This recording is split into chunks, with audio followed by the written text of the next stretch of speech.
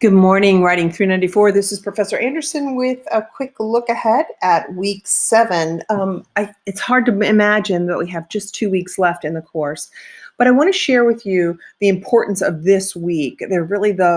They're almost the most fundamental elements of writing, and it's kind of maybe ironic, but important to place it here at the end. So it really underscores this week there are 3 main tasks. One is understanding the process of editing and reiteration and incorporating feedback.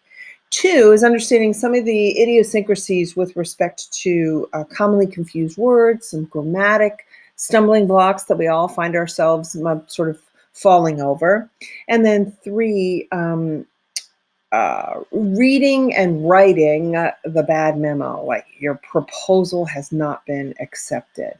So the first element of the writing process itself shares with us the idea that writing it's a process. It's not something we just shake out of our sleeves. We have to plan it, we have to organize it, we have to execute it, then we have to review and edit, and perhaps edit again and again. And part of that review and edit is the incorporation of feedback. So I use the screencast to give you a much more personalized and individual approach to feedback, but frequently in the business world, you're not going to be able to have that type of attention.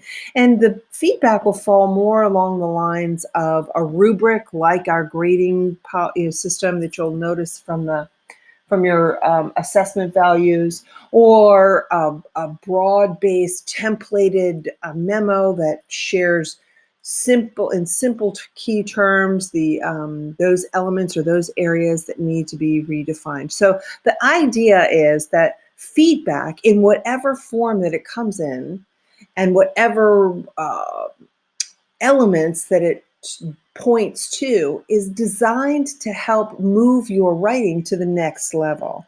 So feedback is not a criticism. It's a there's the difference between criticism to break down and criticism to build up. And this is the type of critique that helps to construct a more complete, a more positive, and a more favorable outcome for your writing or any process. So that's the idea of the writing process itself. It's very cyclical.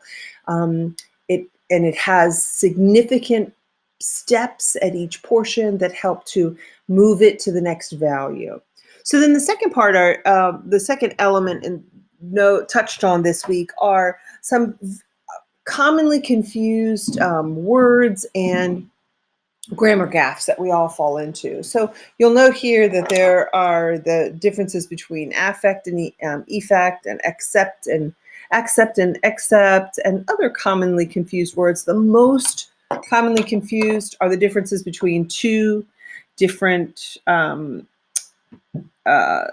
groups: there, and there, and two, and two. And I have a great graphic that I'll post in these announcements to help you understand the difference between there, and there. We all know it. We just get typing too fast, and when we read too quickly or don't edit thoroughly enough, those are the most frequently overlooked, commonly confused words. And then finally, part of this writing process is, here, I've planned this problem, I have collected the data, I've organized it, I've sifted through it, I've pushed it into different areas, I've developed it, meaning having written it, and then I've sought feedback and moved forward to incorporate the feedback.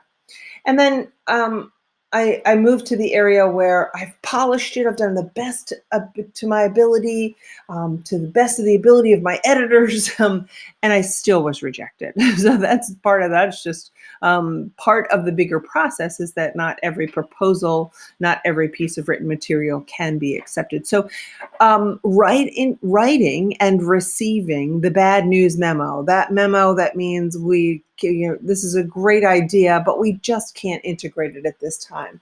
This week focuses on that. So what I love about that bad news memo element incorporated into this course is it helps you to build and understand what that constructive feedback is, because that's really what you're giving in a bad news memo. You're not saying your idea is terrible and you need to throw it out, and why in the world would you ever think about that? You need to find the positives in that proposal and work from the positives to explain why it's not working at this moment. So I really, while this is foundational information and this is would help move our department and company forward at the, in the future, at this time, we will not be implementing because X, Y, and Z. Our department is short-staffed. We're short on funding. Whatever the reasoning is. But the concept is to make certain that you have a thorough read in order to offer feedback. So, in the big picture, while this comes at the end, while this idea of two separate elements of feedback for your rough draft, and then learning how to develop feedback through the bad news memo. It comes at the end. It is really part of that cycle of writing. It's that the writing cycle that is circuitous, and it is always constantly evolving. So I hope that helps to put that into bigger perspective. And that's really what's the target and the focus of this week. So I am working diligently through rough drafts. Your feedback should be posted. Hopefully I'll be finished by the end of tonight. Today's Tuesday. I'm posting this intro a day late. And if you don't, hopefully I'll be finished by tonight, but definitely by tomorrow. And recall that these are not due until the following week. If you would like more than one iteration of a rough draft, no worries at all. Please upload it into the rough draft file and send me an email to say, hey, Professor Anderson, I've worked through that rough draft. I've incorporated some feedback, and I'd like you to take a look at this and offer some feedback. Again, I am happy to do that. It's all part of that writing process, and I look forward to developing your writing process with you.